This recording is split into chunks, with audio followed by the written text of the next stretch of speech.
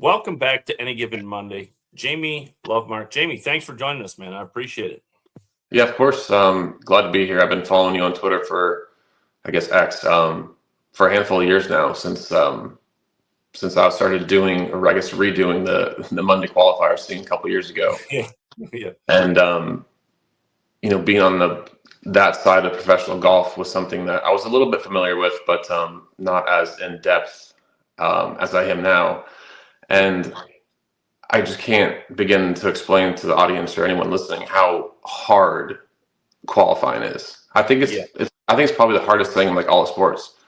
Yeah. I mean, Jamie, I use Scott Fawcett from Decade, puts it at 7% if you're like a good, solid tour player of getting through, right? It's like, Well, I mean, my record would indicate it'd be way less than 7%.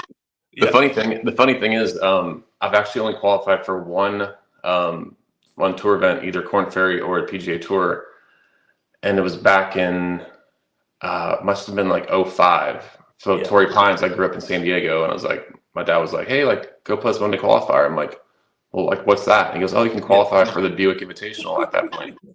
I was like, all right, cool. So I signed up, I played, I shot 5 under, I got in. I'm like, that's a pretty good score, and I qualified. I'm like, well, this is easy. Yeah, no problem. And then I went like 0 for 30 after that. So I'm like 1 for a million. I tell the Andrew Yoon story all the time. Andrew, played on tour, played at Stanford, and he said like 0 for 100. And the week his wife was going to give birth, he went to a Monday and got through. And he's like, why did I think I was going to get through of all weeks? Yeah. Jamie, I think let's start there just because I think it's a good point. I've talked to a lot of tour players. David Duval is the best the best conversation I had. He's like, hey, I can't beat those guys at a Monday. I don't know how to shoot 64 on the course. He's like, but if I get him on the PGA Tour, I can beat him because I'm going to shoot 68 every time. Obviously experience in that. But is that part of it, Jamie? Like you spent a long time on tour, so like come back to the Monday. It's a different like game. It's a different game. It's like you got to shoot 64. Where on tour, you're like, okay, I shoot 68 4 days in a row. I'm gonna be in good shape. Right. It's a totally different mindset for one. Skill wise, it's also a different mindset or different skill set. On tour, like you said, you shoot 4 under, you're doing pretty well. You have 9 iron to a right pin with, right's dead. You're like, all right, good shots, 20 feet left of it, have a 20-footer for birdie, fine. Monday qualifier, you're going right at that pin every time. So the mindset shifts. The skill set is still there, obviously, but it's hard to make your mind go, all right, like you just got to go right at this. I got to make 9, 10 birdies. Like I've shot in 8 under at qualifiers and didn't sniff. So it's so easy to go out there and just play too conservatively, either consciously or subconsciously, and you end up shooting like 6 under. You're like, it's a good score, but no, like you missed by 6 or something crazy, because it happens all the time. Like I've seen on Twitter, you'll post guys shooting 10 and then miss, and sometimes you'll see guys that qualify do well in tour events. It's a lot harder. The game management changes a lot. Going from a qualifier where the course is set up easy, there's no rough, yada yada yada, and then you go to Torrey Pines South, and you're like, oh man, like this is like a different game. Even though they have the skills, it's just like learning how to play golf on tour is just a little bit different than Monday qualifying. And it's no fault to them, and they'll obviously adjust and get better with that stuff. But at first, it's like, wow, this is like way different. And not every course on tour is like that. There's obviously tournaments that you got to shoot 28 under or whatever, but it is different. And making pars on tours, it's a good thing sometimes. Monday qualifiers, to make a par and a par 5, just go home. Just go home. Straight to the parking lot. You're done. Yeah, exactly. All right. Before we get to your hat, you're wearing a Ryder Cup hat. We'll get to your involvement there. Where's the health? Where's the game, Jamie? You played Korn Ferry last year? Do you have desire to play? Where's the playing career side of this at? Playing career is done. Last year was my last year. Whether you call it retiring or stop playing. I stopped playing last year. A couple of years ago, I guess in 2022, I believe, I didn't really have it might have been 23. I didn't have status. I had past champion status on Corn Ferry, so that was just like a point in my career. I'm like, oh man, like this is gonna be really hard trying to get a start here and there. I wrote to a lot of tournaments early in the year on the Corn Ferry schedule, looking for a spot because I was able to shuffle, obviously. So like, if I make a point in the Bahamas, like I'll shuffle into a majority of the events, and I felt confident in my skill set where if I did get a point and reshuffled, I can get my card again and all that stuff. So I did that in 23, I think. Was it 23 I finished second at that playoff event? Was that 23? Time goes so fast. I'm sorry. It's crazy. And I was like, wow, that's such a huge accomplishment for me personally, having almost no status. I got an exemption in Kansas City. I made the cut, finished like 40th or 50th, whatever, but it was enough points to just kind of keep me just barely in it. And I just shuffled up, played a few more here and there. And the next thing you know, I had a good event in the playoff event in Nashville. I was like, all right, like next year, this being 2024, I felt very confident. I'm like, you know what? I've gotten through Corn Ferry, a full season on Corn Ferry a few times in my career. Like I've gotten my tour card. So I felt confident. I felt great, but my body was just not in a good spot. And just throughout the year, just kept deteriorating. And like towards the end, I was just like, man, like every time I hit a shot, my body hurts. My mind wasn't in it. Like it's just going to the course and practicing, hurting. And I was just like, man, this is just not for me. Obviously, I wasn't playing well because I couldn't really practice. And it's just like the snowball effect of just like, I had one young daughter with another on the way. I'm like, I don't think I want to be doing this, kind of struggling on Corn Ferry, hurting. I can be at home with the kids. And like, you know, I had an okay career, but it was time where I was just like, you know what? I put everything I had into this last season, that being 23, accomplished what I wanted to, and then just this year in 24 was not it for me. So I shut it down. I'm so happy with my decision. I've been playing golf for 35 years of my life, professionally for about 15, I guess it'd be, and it's just like can't play forever. I thought it was a good time to shut it down.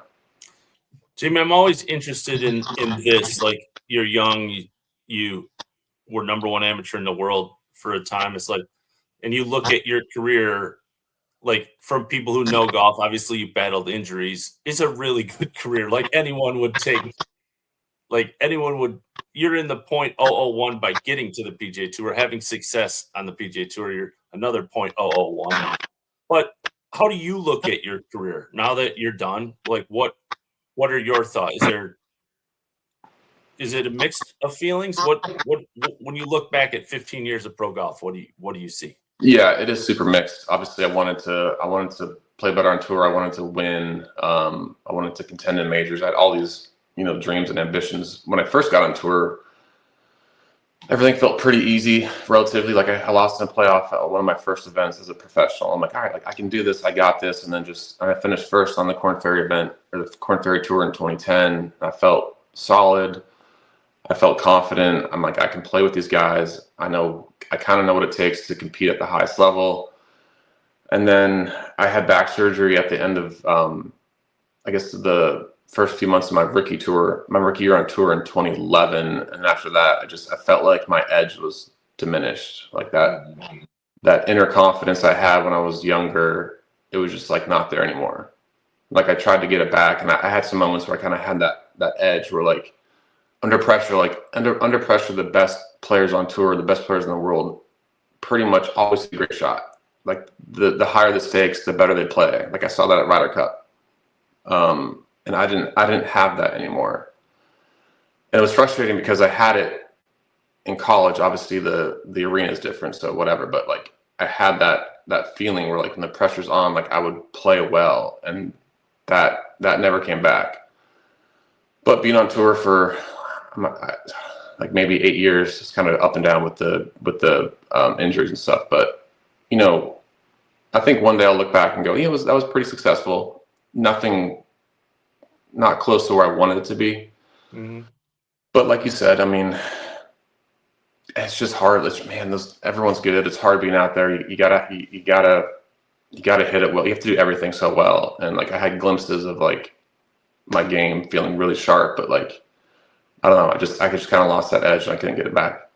What do you attribute that losing that edge to, Jamie? The health issues, like it was something you battled your entire career? I mean, obviously, if you could answer that, you would get it. But is the health part of it? Is that the side of health that people don't see? Is like it's hard to like trust that you're going to feel okay, and when you don't, it just has to be like kind of a mental grind to like go out to the range and not feel 100%, knowing a year ago or 2 years ago, however farther away you got from it, you were feeling great. Yes, it's hard to say. I know when I hurt my back in 2010, when I was playing well on the Corn Ferry Tour back then, like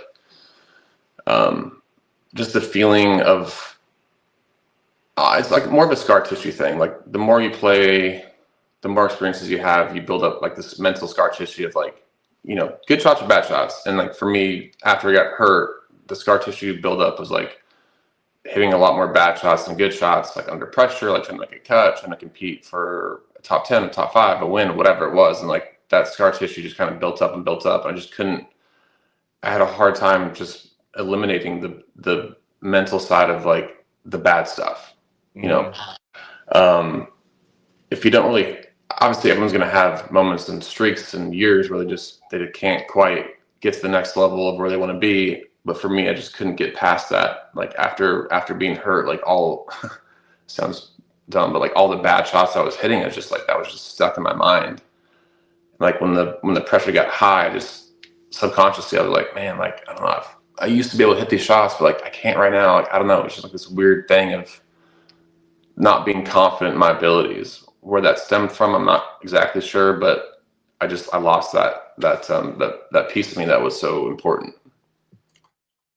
I know there's a lot of things that go into missing the game that you probably don't miss. You love being home with your family, travel, standing in rental car lines, all the shit that guys deal and pros deal with on a weekly basis. But do you miss the game, Jamie? Do you miss competing, or is it freeing to kind of not have that hanging over your head? I for sure miss the aspect of getting better. I love learning new skills. I love learning like a new ability.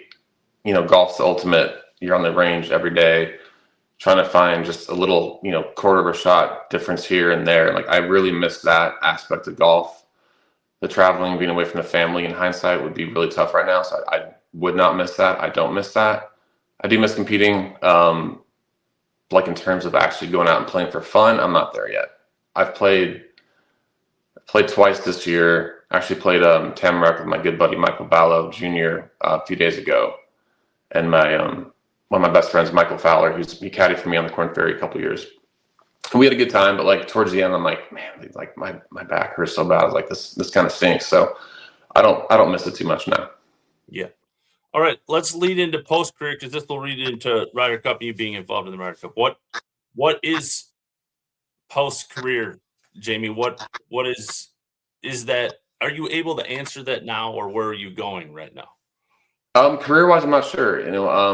My wife and I, my family just moved to Connecticut from Jupiter. We moved this summer, so we've been moving. Like, I'm not going to take you on a tour around the house, but it's very much a work in progress. And we have our youngest daughter just turned 1, so we're doing that. Like we're plenty busy doing a lot of stuff. But career wise, I'm not exactly sure. All my friends are like, "Oh, you have such a good short game. You should be a short game coach." So I'm kind of getting pressure from that, which would be fun to be, part of the game on the sidelines, not having to hit shots, but being around the guys, doing some stuff up here with like juniors. I would enjoy doing that.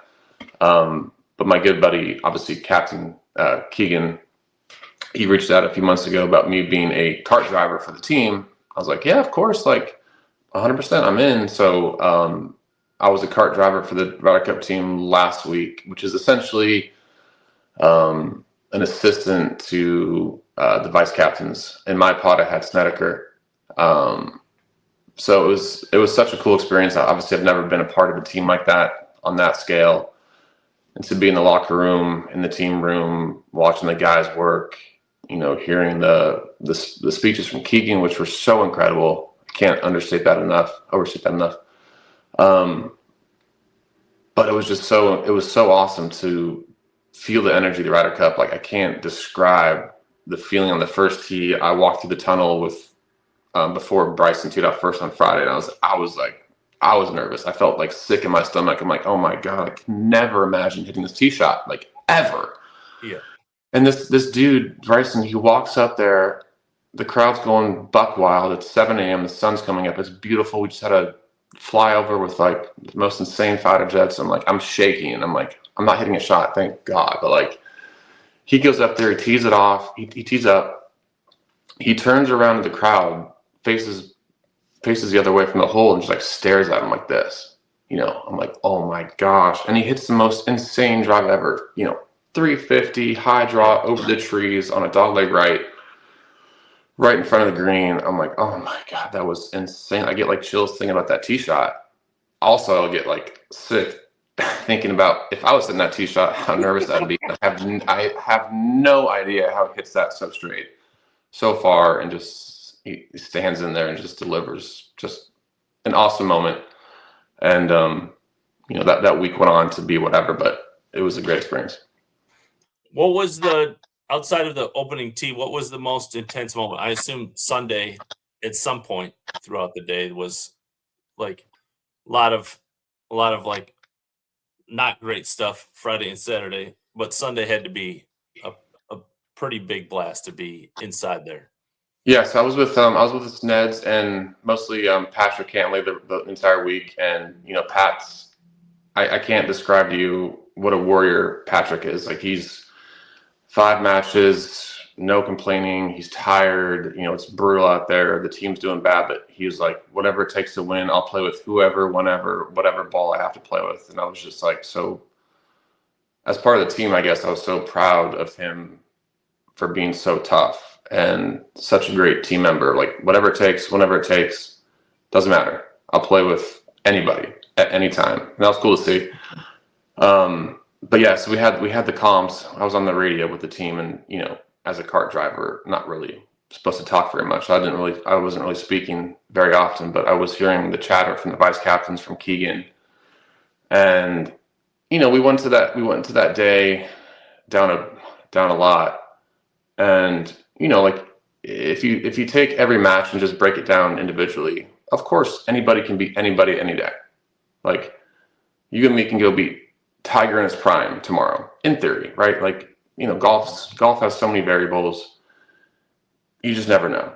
So I'm like, all right, well, like, we have 12 matches. You break them all down individually. Of course, every single person on the American team can beat the European player. And like, that's easy. Obviously, when you multiply it by 12, whatever, that's a much harder task. And Cam Young goes off first and just obliterates the drive, hits a decent wedge shot, and makes that putt, and like the whole crowd goes buck wild. I'm like, hell yeah, dude, this is gonna be awesome. Like, gets the crowd going. And after like maybe 4 or 5 holes, the Europeans have some blue on the board. We're like, all right, like, it's not too bad, but like not going perfectly. And then things started to turn, and we're sitting there in like 6, and we're like, oh, like this could be happening here. And like, momentum was gaining. You can tell the crowd was into it, because the crowd was kind of quiet the first few days. Obviously, there was a lot of controversy with what they were saying, but yeah, the cheers for the USA were, not many the first few days. And Sunday was like, wow, I can really feel the energy. You can feel the tension. You can feel the momentum changing. I'm like, holy crap! Like, we might do this. And like, I'm zooming around the course with Patrick, and we're kind of bouncing around between holes towards the end. I'm like, oh my God, like, we're right here, man. We can do this. Like, it'd be one of the biggest comebacks in like sports history, really. Yeah. And they came up so close, just short. But the way they fought for themselves, the way they fought for Keegan, the country, was just incredible. Like, they were so fiery. It was just so cool to see him battle. Like, obviously every shot, every half point mattered so much that they conceded nothing. And it was incredible to be on the sideline, but still in the mix, and watching the guys just grind on every shot. And like, they were relentless. And, the Europeans to 1 win on Sunday was pretty incredible. What's the team room like on Sunday, Jamie? Like, you guys have almost made this like miraculous comeback, but at the end of the day, you've lost on home soil, which is pretty rare in the Ryder Cup. So Like, what does that room feel like? As you imagine, probably mixed emotions. Everyone was proud how hard they fought. They came up just short, which is tough. You know, everyone was proud of themselves the way they fought. It was a really tall task to come back from that deficit, but they were happy. They're positive. Keegan gave a great speech at the end, and you know, he thanked everybody, and he was so great all week. He was inspiring, motivational. He was all you know, all hands on deck for everyone. But the team was like they were good. Like it was just they fought so hard. What are you gonna do? It's golf. Like there's a lot of variables in golf. It just you never know. And I think he can put the team in a great position to win. The Europeans made more putts. Like I'm not sure the actual strokes gained data, but from what I saw, I know they putted really well. So when it comes down to it, you got to putt well in the Ryder Cup, and I think we putted well on Sunday. But besides that, it was just kind of like, hey, short-term variance. They putted well. We didn't. That's just the way it goes. Is there any frustration, Jamie? Like, obviously, there's frustration from losing, but how did Keegan handle kind of basically getting your ass kicked for first 2 days? Is like, I assume that's the hardest part of being a captain. Like, nothing against Luke, he's done a great job, but when you're ahead that far, not a lot to say. And in Keegan's case, it's a little bit harder to be captain. I mean, you're going up. Obviously, once Sunday played out, it was close, but at that point, no one really thought that they had a chance, and you got to convince these guys that they do have a chance. Kind of what was that?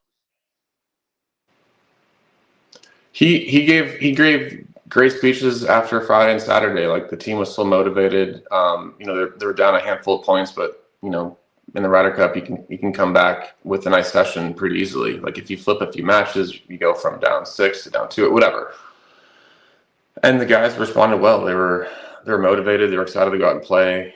They wanted to come back and create history, and they almost did that. A lot of talk about the Patriots 28-3 comeback in the Super Bowl against the Falcons, and I think it was close. I think percentage-wise, it was close between the comeback that the Pats had was like about 1%, and I think we're in the same position, about 1%, give or take, a few tenths here and there. And he mentioned that, and he was at that game, and he alluded to the fact that it's possible. Like they came back from a huge deficit. It can be done just one shot at a time, as dumb as that sounds. Like you just focus on your match, focus on the task at hand, the one hole ahead of you, keep your head down, grind your butt off and see what happens. And they were so close to doing that.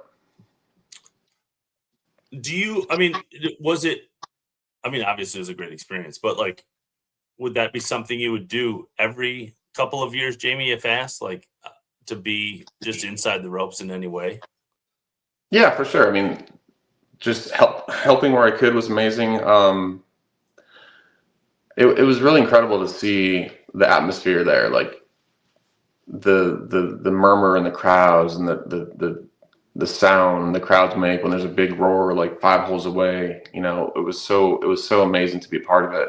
Like I said before, luckily I'm not hitting any shots because that would be a whole different story. But yeah, of course. I mean, I would love to be part of any team. It's something that's not going to happen, but I had a great time.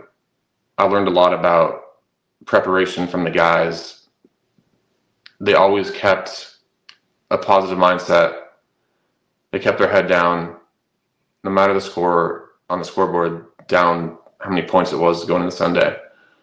And professionals, very positive, worked hard, great team camaraderie. Like the vibe in the locker room was incredible. Guys were having a great time. Obviously upset they were losing, but not letting it affect them. Like they weren't moping around. They had their heads held high. They're practicing, hitting balls, working on it, talking about strategy, all this stuff. Like, they did a great job just, keeping their cool and trying to get that win. Let's talk about the crowd. The bad part of the 1%, 2% that are making news is that we forget about the 98% that includes me everyone. Like they just that 1 or 2%, whatever the percentage is, takes away from the large portion of the crowd. Obviously, there was some, and there's some, terrible shit yelled at Rory and Shane. But I just want to get your thoughts on the 98%, not discounting the terrible stuff that was said needs to be taken care of, but just the crowd in general. Jamie, what was your takeaway outside of the Yeah, obvious? like I said, I was mostly with Patrick, so I was stuck on with Pat for all 5 matches, so I didn't get a chance to kind of drive around and hear, different holes, and I missed obviously a lot of the bad stuff that was said. There's always going to be bad eggs in the crowd. It's just going to happen. It's hard to say. I feel like the crowd was good. It was quieter than we wanted it to be Friday, Saturday. I think it's because we were kind of losing, but they were clapping for the European, like a nice courtesy clap, like, "Hey, good shot," whatever. But then they were cheering loud for us, and they would cheer sometimes if Europe missed a putt or whatever. So from what I saw, it was respectful. Obviously, the stuff I saw on Instagram and Twitter, there were some bad moments, but that's kind of going to happen everywhere. But it's tough. Like, golf is becoming younger. It's becoming a more broad population of people watching the sport, where they're not really understanding of kind of the history of the game. It's more of a gentleman's game, whatever. It's not. They're like, "Oh, welcome to the NFL." Like, it's just, golf's not the NFL. It's not the NBA. So I think golf should be taken to a higher standard than other sports. However, a team sport like this, where it's in the U.S. once every 4 years, there'll be some stuff that's not great. But I think,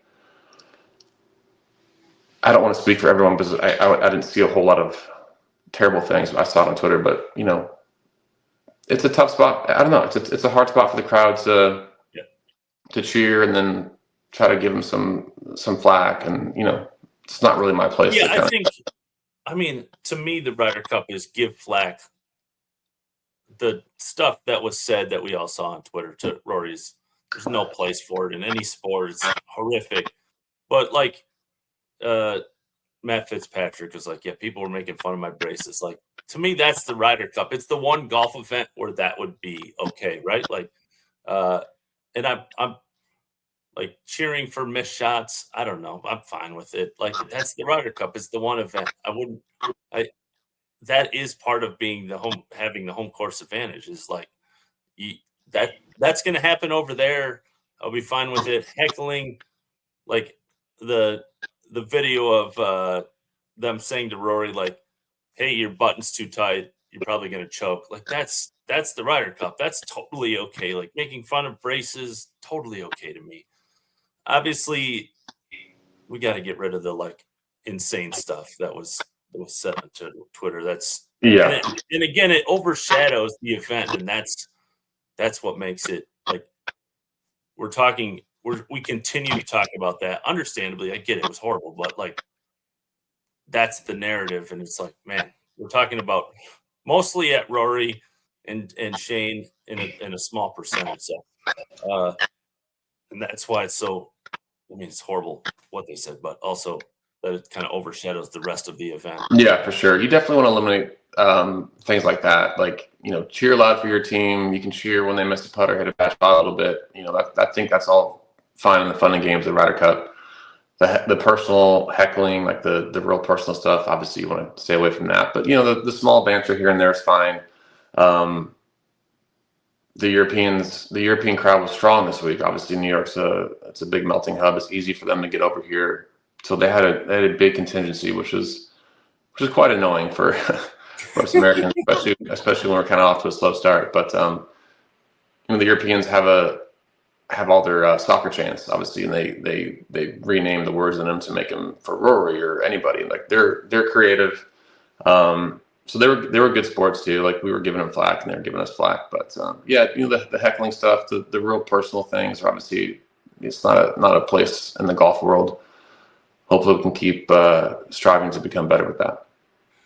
Let's talk a little off the course, Jamie.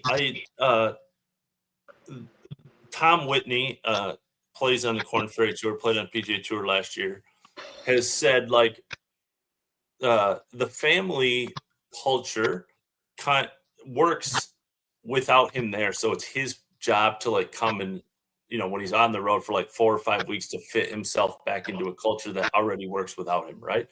So is that like, back to you stopping playing full time, is that like your marriage, everything works because you've been on the road 20, not because, but that's how it's worked for 20, 30 weeks a year, right? Like, has there been an adjustment just from like, not that you don't love to be home, not that you don't love to be with your wife. I'm not trying to say that. It's just that it's something different. Would be the opposite. Like if I was on the road 30 weeks a year, all of a sudden it would be an adjustment. So always interested in that for players, especially at your age, to like stop playing and go. Like you've always been on the road your whole life, and now all of a sudden you're home almost every day. Yeah, it's for sure an adjustment for everyone involved.